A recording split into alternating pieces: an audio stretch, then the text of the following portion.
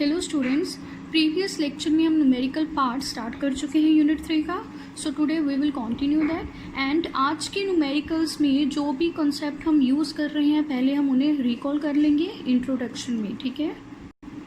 सी first concept क्या है, force between parallel current carrying conductors. ये आर्टिकल हम कर चुके हैं कि अगर हमारे पास दो पैरेलल करंट कैरिंग कंडक्टर्स हों तो वो एक दूसरे पे क्या लगाते हैं, फोर्स, ठीक है। सो फोर्स का नेचर क्या होगा, सी हियर हमारे पास अगर दो पैरेलल करंट कैरिंग कंडक्टर्स हैं जिनमें करंट फ्लो कर रहा है I1 and I2 such that current की डायरेक्शन सेम है दोनों कंडक्टर्स में, तो ये दोनों कंडक्टर्स एक दूसरे पे फोर्स लगाएंगे। एंड फोर्स का नेचर कैसे होगा, अट्रैक्टिव, मीन्स ये दोनों कंडक्टर्स एक दूसरे को क्या करेंगे, अट्रैक्ट करेंगे, ठीक है।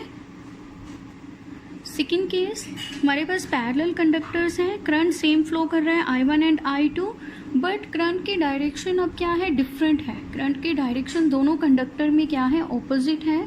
तो ये दोनों कंडक्टर्स एक दूसरे पे क्या लगाएंगे, फोर्स लगाएंगे। एंड फोर्स का नेचर क्या होगा, रिपल्सिव, मीन्स ये दोनों कंडक्टर्स एक दूसरे को क्या करेंगे, रिपेल करेंगे, ठीक है। एंड किस फोर्स से अट्रैक्ट करेंगे या रिपेल करेंगे, वो फॉर्मूला है F is equal to mu not I1 I2 L by 2 pi R। I1 I2 जो है वो करंट है दोनों कंडक्टर्स में, ठीक है। And L is the length of conductors and R is the separation between the two conductors, ठीक है। तो अब आपको याद रखना है, अगर करंट की डायरेक्शन सेम तो दोनों कंडक्टर्स एक दूसरे को अट्रैक्ट करेंगे। अगर करंट की डायरेक्शन ऑपोजिट तो दोनों कंडक्टर्स एक दूसरे को रिपेल करेंगे with this value of force, ठीक है। नेक्स्ट जो हमें याद रखना है वो है third point, force on charged particle placed in magnetic field. ये भी हम कर चुके हैं कि किसी चार्ज्ड पार्टिकल को अगर मैग्नेटिक फील्ड में मूव करवाएं, ठीक है, सपोज वो मूव कर रहा है विद वेलोसिटी v से, तो वो चार्ज्ड पार्टिकल क्या एक्सपीरियंस करेगा, फोर्स। एंड उसकी वैल्यू क्या होगी, F is equal to QVB। Q is the charge, V is the velocity of the particle and B is the magnetic field, ठीक है। ये फॉर्मूला है मैक्सिमम फोर्स का, ठीक है, तो ये आपको याद रखना है। एंड बेसिक फॉर्मूले भी हम रिवाइज कर लेते हैं जो हम ऑलरेडी डिस्कस कर चुके हैं कि अगर कंडक्टर स्ट्रेट हो तो स्ट्रेट कंडक्टर के अराउंड मैग्नेटिक फील्ड की क्या वैल्यू होगी, mu not I pi 2 pi R, ठीक है। स्ट्रेट कंडक्टर के अराउंड किसी भी पॉइंट पे मैग्नेटिक फील्ड की ये वैल्यू होगी, ठीक है।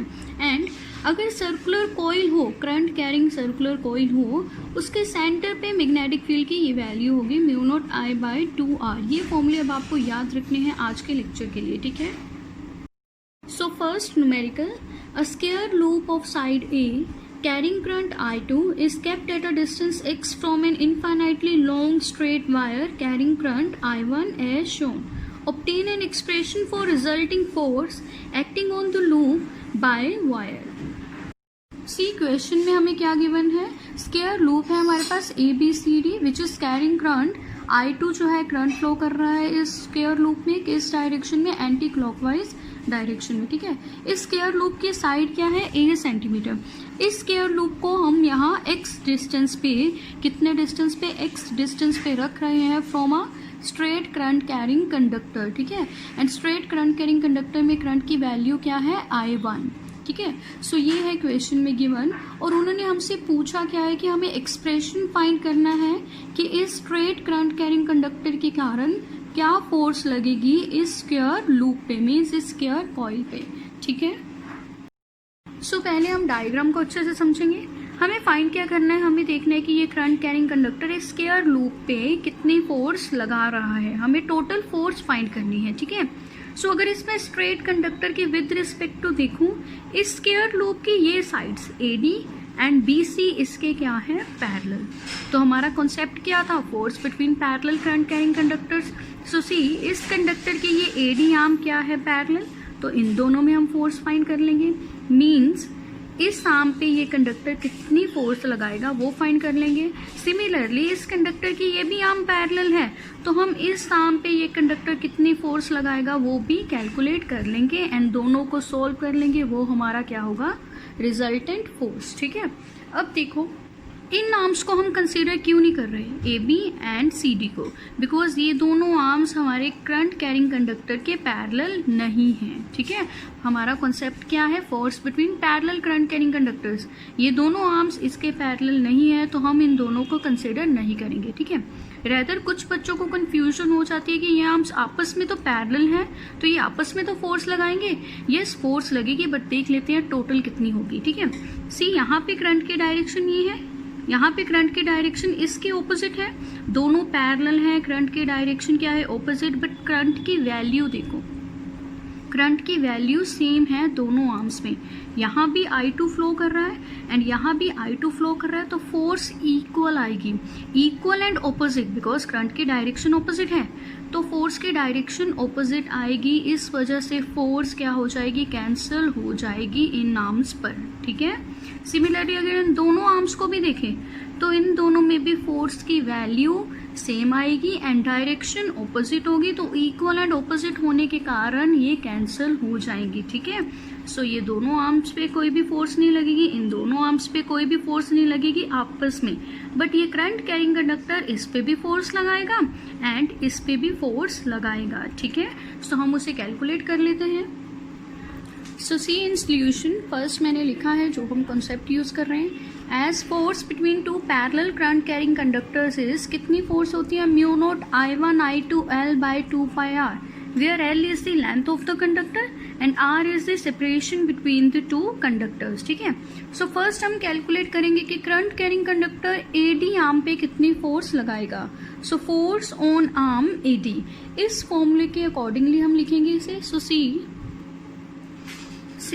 फोर्स कितनी लगेगी, म्यू नॉट I1 I2, तो इसमें करंट I1 है, इसमें करंट I2 है, एंड क्या था, लेंथ ऑफ द कंडक्टर, इस कंडक्टर की लेंथ कितनी है, ये स्क्वायर है जैसे क्वेश्चन में गिवन है, स्क्वायर की साइड यहाँ पर गिवन है, कितनी साइड है A, तो यहाँ पर हम L को क्या लिख देंगे, A, ठीक है, divided bye 2 pi R, R क्या था, दोनों में सेपरेशन, सी हियर कंडक्टर में एंड साइड AD में कितनी सेपरेशन है, x, सो यहाँ हम R को क्या लिख देंगे, x, ठीक है। सो सी हियर, उसे मैंने लिख दिया है F1 is equal to mu not I1 I2 L को हम यहाँ क्या ले रहे हैं, A, बिकॉज स्क्वायर है उसकी साइड क्या है, E, ठीक है, divided bye 2 pi R, separation कितनी थी, x, ठीक है। सो ये है हमारी F1 फोर्स किस आर्म पे, AD आर्म पे, कौन लगा रहा है, current carrying conductor. So let this be equation number 1। अब इसकी डायरेक्शन देखो मैंने यहाँ स्पेसिफाई की है टुवर्ड्स राइट, ये डायरेक्शन कैसे निकाली मैंने, ये भी हम डायग्राम से देख लेते हैं। सी, कंडक्टर में करंट की डायरेक्शन है अपवर्ड्स एंड साइड AD में करंट की डायरेक्शन है डाउनवर्ड्स, तो हमें पता है जब दो कंडक्टर्स पैरेलल हो एंड करंट की डायरेक्शन ऑपोजिट हो तो उनमें कैसी फोर्स होती है, रिपल्शन, ठीक है। मीन्स ये कंडक्टर इस स्क्वायर की साइड AD को क्या करेगा, अपने से पुश करेगा अवे, मीन्स रिपेल करेगा, तो रिपेल किस साइड करेगा, ये अपने से दूर भेजेगा इसे। सो ये है डायरेक्शन F1 वेक्टर की, तो मैंने डायरेक्शन लिखी थी टुवर्ड्स राइट, तो ये साइड कौन सी होती है, राइट साइड ही है, इसीलिए मैंने ब्रैकेट में लिखा है टुवर्ड्स राइट, ठीक है। अब देखो नेक्स्ट हमें क्या करना है, हमें BC आर्म पे कितनी फोर्स लग रही है इस करंट कैरिंग कंडक्टर के कारण, वो कैलकुलेट करनी है। फोर्स का फॉर्मूला हमें पता है, mu not I1 I2 into L, ठीक है। यहाँ पे इस कंडक्टर की लेंथ क्या है, ये स्क्वायर है, स्क्वायर की साइड क्या है, A, तो यहाँ क्या आएगा, A, डिवाइडेड बाय, हमारा फॉर्मूला में होता है 2 पाई R, ठीक है। R क्या है, सेपरेशन बिटवीन द कंडक्टर्स, ठीक है। ये है BC साइड एंड ये हमारा करंट कैरिंग कंडक्टर है, इन दोनों में सेपरेशन कितनी है, यहाँ से लेके यहाँ तक x है, बट हमें इस आर्म तक जाना है तो x प्लस a करेंगे सेपरेशन, तो r क्या हो जाएगा, x प्लस a, ठीक है। इसे रिपीट कर देती हूँ मैं, mu not I1 I2 a क्यों लिया, बिकॉज इस कंडक्टर की लेंथ कितनी है, ये स्क्वायर है, स्क्वायर की साइड a है तो इसकी लेंथ a होगी, divided by 2 pi R means दोनों कंडक्टर्स में जो पैरेलल कंडक्टर्स हैं उनमें सेपरेशन लिखनी है हमें यहाँ, तो ये कंडक्टर एंड इस कंडक्टर में टोटल सेपरेशन ये है, तो ये किसके इक्वल है, x प्लस a, तो मैंने यहाँ x प्लस a लिख दिया है, ठीक है। अब डायरेक्शन भी हम यहाँ देख लेते हैं फोर्स की, सी इस कंडक्टर में करंट की डायरेक्शन अपवर्ड है, इस साइड में भी करंट की डायरेक्शन क्या है, अपवर्ड। तो हमें पता है अगर दो कंडक्टर्स हो, पैरेलल हो, करंट कैरिंग हो, करंट की डायरेक्शन सेम हो, तो वो एक दूसरे को क्या करते हैं, अट्रैक्ट। मीन्स ये कंडक्टर इस कंडक्टर को अट्रैक्ट करेगा, मीन्स अपने तरफ पुश करेगा, मीन्स फोर्स कैसे लगाएगा, इस डायरेक्शन में। सो हम मान लेते हैं फोर्स F2 लग रही है, तो उसकी डायरेक्शन क्या है, ये, ठीक है। सो सी मैंने वही लिखा है। Similarly force on arm BC, force की वैल्यू क्या है, F2 मान लेते हैं हम, is equal to mu not I1 I2 A by 2 pi, distance कितना था, x plus a। Let this be equation number 2। And direction of force कैसे थी, इस तरफ थी, तो ये डायरेक्शन कौन सी होती है, लेफ्ट, तो मैंने लिखा है टुवर्ड्स लेफ्ट, ठीक है। ऑल्सो मैंने बताया था कि forces on arms AB and DC are equal and opposite, so they will cancel each other, ठीक है। सो सी इन आर्म्स की हम बात कर रहे हैं AB एंड DC पे, इनके बारे में ऑलरेडी मैं बता चुकी हूँ। फोर्स इक्वल एंड ऑपोजिट होगी तो फोर्स क्या हो जाएगी, कैंसल, ठीक है। अब देखो हमें नेट फोर्स निकालनी है, ठीक है, किसके कारण, इस करंट कैरिंग कंडक्टर के कारण, स्क्वायर लूप पे, ठीक है। सोचिए दो फोर्सेस लग रही हैं F1 एंड F2, दोनों की डायरेक्शन क्या है, ऑपोजिट, ठीक है। डायरेक्शन ऑपोजिट है तो हम इन दोनों को क्या करेंगे, सबट्रैक्ट, ठीक है। कोई भी एक रेफरेंस मान लें, हम मान लेते हैं F1 जो फोर्स है वो हमारी रेफरेंस है, तो इसकी डायरेक्शन क्या है, फॉरवर्ड डायरेक्शन, इसकी डायरेक्शन क्या है, बैकवर्ड डायरेक्शन। सो हम F1 में से F2 को सबट्रैक्ट कर देंगे बिकॉज ऑपोजिट डायरेक्शन है, ठीक है। So see net force on loop is F net is equal to F1 minus F2, ठीक है। एंड F1 की वैल्यू मैंने यहाँ पुट की है, F2 की वैल्यू यहाँ पुट की है, दोनों में से जो जो कॉमन आ रहा है हमने उसे बाहर ले लिया। Mu naught I1 I2 A by 2 pi common है, सो यहाँ क्या बचेगा ब्रैकेट में 1 बाई एक्स, माइनस यहाँ क्या है 1 by x plus A bracket close, ठीक है। सो नेक्स्ट स्टेप में इन दोनों का एलसीएम लिया है मैंने।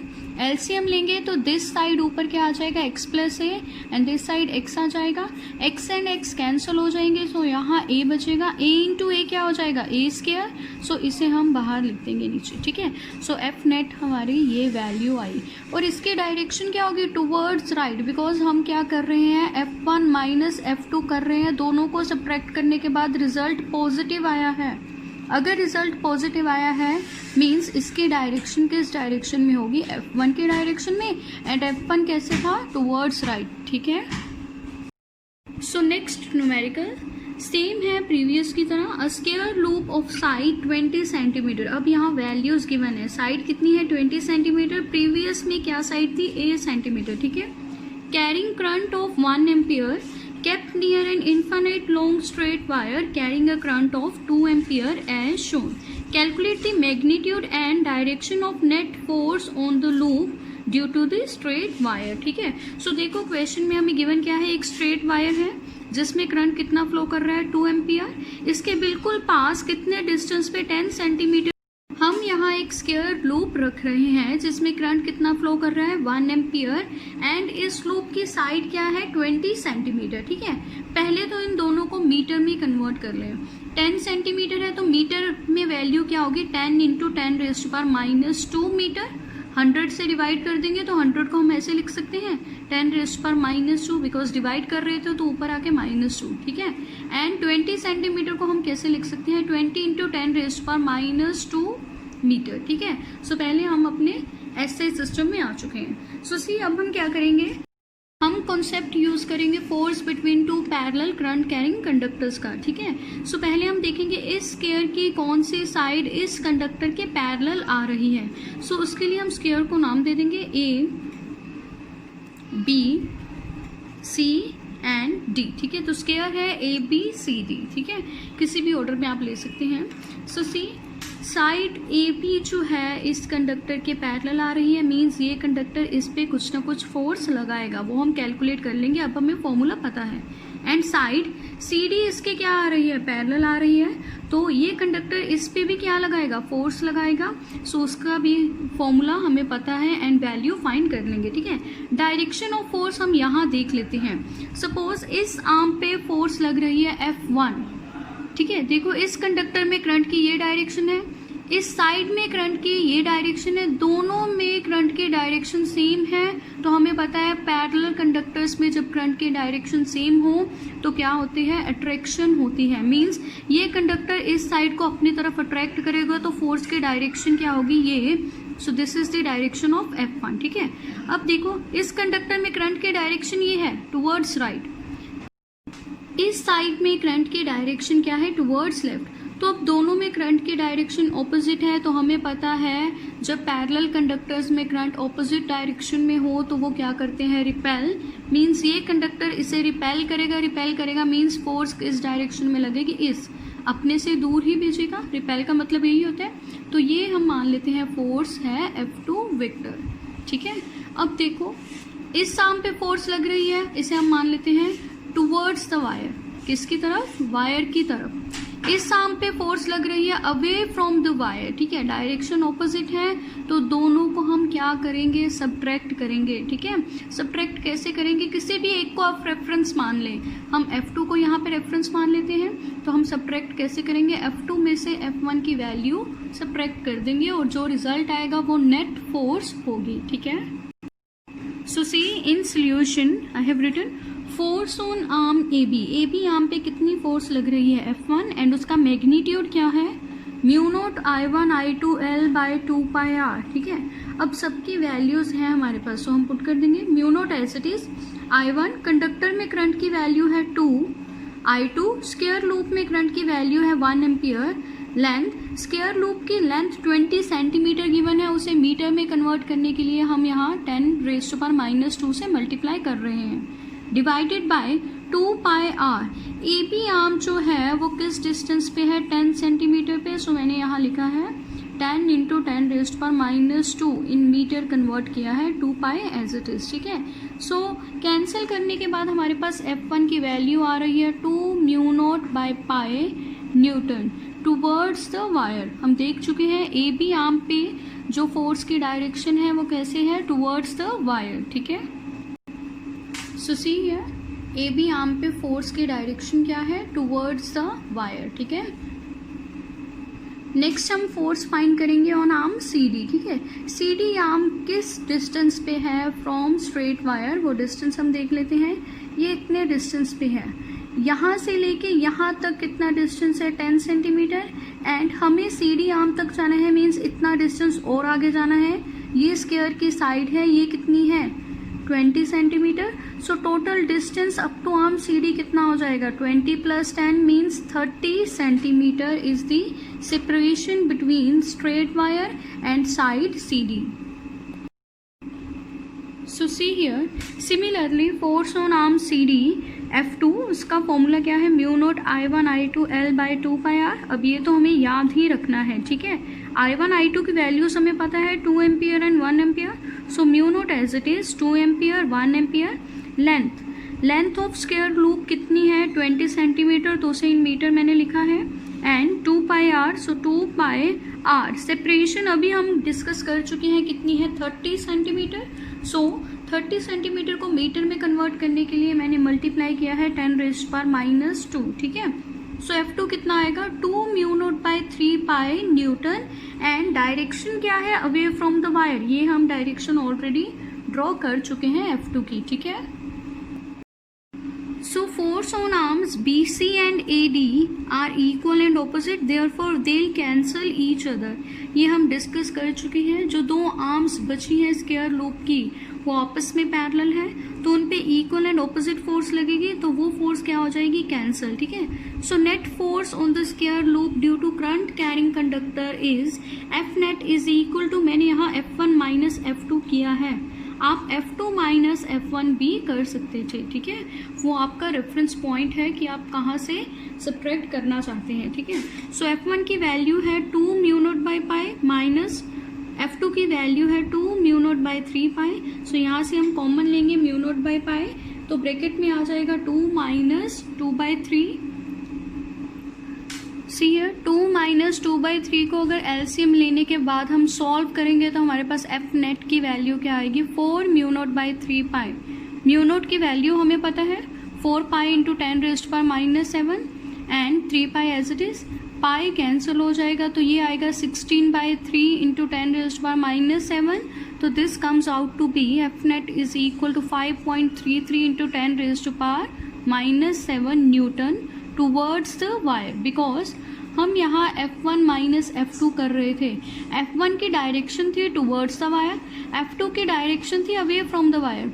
इन दोनों को सब्ट्रैक्ट करने के बाद रिजल्ट क्या आया? पॉजिटिव आया. पॉजिटिव आया मीन्स जो रिजल्टेंट फोर्स है उसकी डायरेक्शन F1 की डायरेक्शन में होगी. ठीक है, तो वो क्या है? Towards the wire. Moving on to the next numerical, a long straight wire XY carries a current of 30 ampere.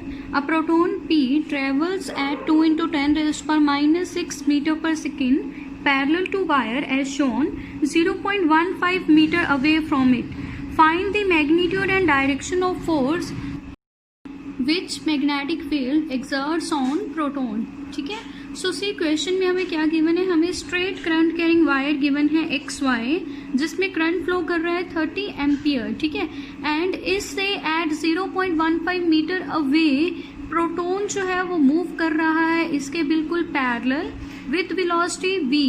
v की वैल्यू हमें गिवन है इन दिस डायरेक्शन. ये डायग्राम हमें क्वेश्चन में ही गिवन है. तो उन्होंने पूछा है कि फोर्स की डायरेक्शन एंड मैग्नीट्यूड बताएं जो प्रोटॉन एक्सपीरियंस करेगा. ठीक है, सो यहाँ पे कॉन्सेप्ट कौन सा यूज होगा? See, this is a current carrying wire, तो इसके अराउंड क्या होगी? Magnetic field.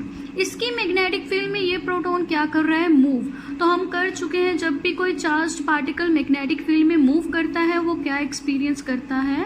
फोर्स. ठीक है, सो सी इन सोल्यूशन सबसे पहले जो गिवन है मैंने वो लिखा है. Here velocity is given with which proton is moving. R means the distance at which proton is moving, वो गिवन है.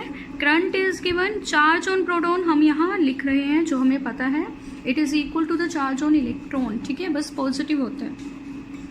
So as we know, when a charged particle is placed or moving in magnetic field, it experiences a force, और वो force की value क्या है? F is equal to QVB. ठीक है, so let this be equation number 1. तो proton इतनी force experience करेगा करंट कैरिंग कंडक्टर की मैग्नेटिक फील्ड के कारण. ठीक है, सो सी यहाँ पे हमें क्या क्या गिवन है? Q इज गिवन, ऑलरेडी मैंने यहाँ लिखा है. Velocity is given, but magnetic field given नहीं है. तो हम पहले मैग्नेटिक फील्ड को फाइंड करेंगे. फाइंड करने के बाद इस इक्वेशन में मीन्स 1 में पुट कर देंगे तो हमारा आंसर आ जाएगा. ठीक है, सो टू फाइंड बी को हम कैसे फाइंड करेंगे? सी, कंडक्टर जो है वो स्ट्रेट है, तो हमें पता है magnetic field due to a straight wire या स्ट्रेट कंडक्टर कितनी होती है? B is equal to μ0I/2πr. I is given, R is given, तो हम वैल्यूज पुट करेंगे. B इज इक्वल टू μ0 की वैल्यू 4π इंटू 10⁻⁻7.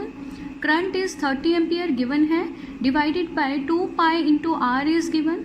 सो इसे सॉल्व करने के बाद हमारे पास मैग्नेटिक फील्ड आएगी 4 इंटू 10⁻⁻6 टेस्ला. ठीक है, सो अब हमारे पास मैग्नेटिक फील्ड की वैल्यू है, हम इसे पुट करेंगे इन इक्वेशन 1. सो इक्वेशन 1 थी F is equal to QVB.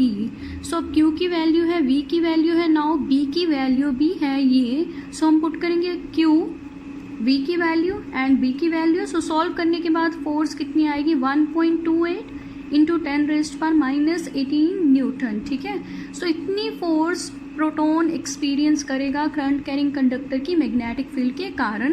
And इसकी डायरेक्शन क्या होगी? Towards the wire. ये डायरेक्शन मैंने कैसे लिखी है हम डायग्राम से समझ लेते हैं. सो सी, प्रोटॉन जो है वो मूव कर रहा था इस डायरेक्शन में. प्रोटॉन एक चार्ज्ड पार्टिकल है, हमें पता है जब भी चार्ज्ड पार्टिकल मूव करता है तो क्या होगा? करंट होगा. एंड करंट की डायरेक्शन सेम होती है प्रोटॉन के डायरेक्शन में. ठीक है, मीन्स जिस साइड पॉजिटिव चार्ज फ्लो करता है उस साइड करंट की डायरेक्शन होती है, मीन्स करंट भी क्या होगा? अपवर्ड. ठीक है, सो अगर हम यहाँ इमेजिन कर ले कि यहाँ पर भी एक कंडक्टर है जिसमें करंट किस डायरेक्शन में फ्लो कर रहा है? अपवर्ड डायरेक्शन में. सो दो कंडक्टर्स हो गए पैरेलल, दोनों में करंट की डायरेक्शन क्या है? सेम. तो दोनों एक दूसरे को क्या करेंगे? अट्रैक्ट. इसीलिए मैंने सोल्यूशन में लिखा है कि ये जो वायर है मीन्स ये जो कंडक्टर है प्रोटॉन को अपनी तरफ फोर्स लगा रहा है, इसलिए टुवर्ड्स द वायर लिखा है. ठीक है। सेकेंड मेथड क्या है, आप यहाँ पे Fleming's left hand rule use कर सकते हैं। वेलोसिटी अपवर्ड्स तो करंट की डायरेक्शन अपवर्ड्स आएगी। स्ट्रेट कंडक्टर है तो इसके अराउंड कंसेंट्रिक सर्कल में मैग्नेटिक फील्ड होगी, तो मैग्नेटिक फील्ड की यहाँ पे डायरेक्शन फाइंड करिए। एंड लेफ्ट हैंड रूल से भी आप देखेंगे कि फोर्स प्रोटॉन पे टुवर्ड्स द वायर ही लग रही है, मींस लेफ्ट साइड ही लग रही है। ठीक है। Last question of today's lecture. A part of infinitely long wire carrying current I is placed in contact with a circular wire of radius r. Calculate the magnetic field at the center of the circular loop. ठीक है। So इस question में हमें क्या given है, सी हमारे पास एक straight wire है जिसे हमने कॉन्टैक्ट में रखा है एक सर्कुलर वायर के, दोनों में करंट सेम फ्लो कर रहा है। एंड इस सर्कुलर वायर का रेडियस क्या है, आर, जो क्या है distance from the centre of this coil to straight wire. ठीक है। सो हमें देखना है कि इस पॉइंट सेंटर ओ पे नेट मैग्नेटिक फील्ड कितनी है। ठीक है। सो सी इसके पीछे कॉन्सेप्ट क्या है, सी ये स्ट्रेट कंडक्टर है, स्ट्रेट कंडक्टर में करंट की डायरेक्शन क्या है, ये है। अगर यहाँ हम राइट हैंड थंब रूल लगाएं तो हम देख सकते हैं इस स्ट्रेट कंडक्टर से आर डिस्टेंस पे, मींस दिस पॉइंट ओ पे मैग्नेटिक फील्ड की डायरेक्शन क्या होगी। सो हमें थंब रूल पता है।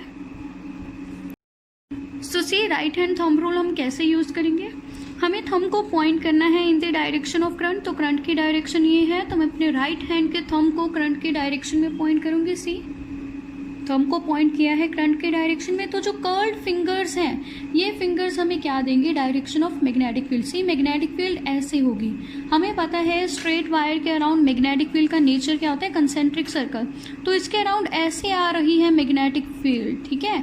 ऐसे मीन्स ये कौन सी डायरेक्शन है, एंटी क्लॉकवाइज डायरेक्शन, मीन्स इस पॉइंट पे मैग्नेटिक फील्ड कैसे आएगी, सी मैग्नेटिक फील्ड ऐसे है, कुछ ऐसे। इस पॉइंट पे मैग्नेटिक फील्ड कैसे आएगी, outward, outward to this plane of paper. ठीक है। यहाँ पे मैग्नेटिक फील्ड की डायरेक्शन इस स्ट्रेट कंडक्टर के कारण कैसे है, आउटवर्ड्स, में यहाँ लिख देती हूँ। ठीक है। तो स्ट्रेट कंडक्टर के कारण यहाँ मैग्नेटिक फील्ड की डायरेक्शन अब हमें पता है। अब हमें सर्कुलर कॉइल के कारण भी तो डायरेक्शन निकालनी है। ठीक है। सो यहाँ पे हम कौन सा रूल लगाएंगे, राइट हैंड कर्ल रूल। वो क्या है कि कर्ल को पॉइंट करे करंट की डायरेक्शन में, तो थंब देगा मैग्नेटिक फील्ड की डायरेक्शन। ठीक है। सो कर्ल को हमें करंट की डायरेक्शन में पॉइंट करना है, ये डायरेक्शन कौन सी है, एंटी क्लॉकवाइज, तो कर्ल ऐसे जाएगा, सी एंटी क्लॉकवाइज। तो थंब कैसे आ रहा है, सी थंब आ रहा है outward to this plane of paper. So यहाँ पे ओ पॉइंट पे सर्कुलर कॉइल के कारण भी डायरेक्शन क्या होगी, आउटवर्ड। ठीक है। हम मान लेते हैं इस वायर के कारण मैग्नेटिक फील्ड क्या है, B1, इस सर्कुलर कॉइल के कारण इस पॉइंट पे मैग्नेटिक फील्ड क्या है, B2। दोनों की डायरेक्शन क्या है एट पॉइंट ओ, आउटवर्ड्स, तो दोनों सेम डायरेक्शन में है, तो दोनों की पहले हम वैल्यू फाइंड कर लेंगे। डायरेक्शन सेम होने की वजह से इन दोनों को हम क्या करेंगे, ऐड। ठीक है।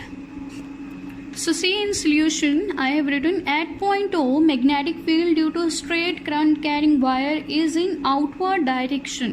किस रूल से, राइट हैंड थंब रूल से। ठीक है। And similarly the direction of magnetic field at centre of the circular coil is outwards, किस रूल से, राइट हैंड कर्ल रूल से। ठीक है। ये हम कर चुके हैं। So see I have written here B means total magnetic field at point O is equal to sum of magnetic field due to straight wire and circular wire. ठीक है। So magnetic field at O due to straight wire is B1 and हमें पता है straight wire के कारण magnetic field कितनी होती है, mu naught I by 2 pi r. Let this be equation number 1. ठीक है। Similarly magnetic field due to circular coil at O B2 is equal to, circle के सेंटर में हमें पता है मैग्नेटिक फील्ड की वैल्यू क्या होती है, mu not I by 2r. So let this be equation number 2. ठीक है। सो इसे हम इक्वेशन 2 यहाँ लिख देते हैं। सो जी दोनों की डायरेक्शन क्या थी, आउटवर्ड, तो हम नेट मैग्नेटिक फील्ड के लिए क्या करेंगे, दोनों को add. Net magnetic field at O B is equal to B1 plus B2।